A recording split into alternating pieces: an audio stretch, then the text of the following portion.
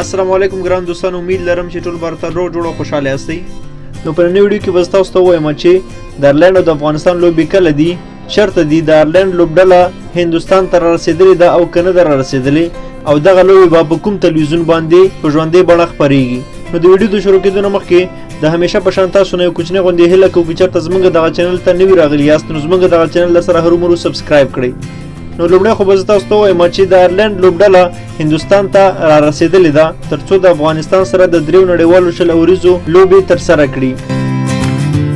د افغانستان او آیرلند ترمنځ یا د لوبې به د مارچ د میاشتې په 8مه، 8مه او 10مه نیټه د هند په ګریټر نویدا کرکټ لوبغالي کې د افغانستان په کوربتوب ترسره شي او دغه سیالۍ به په ژوندۍ بڼه خپریږي او دا ذمهواري ملي سپورټ تلویزیون اخیستې ده چې دا لوبې به موږ په ژوندۍ بڼه خپروو.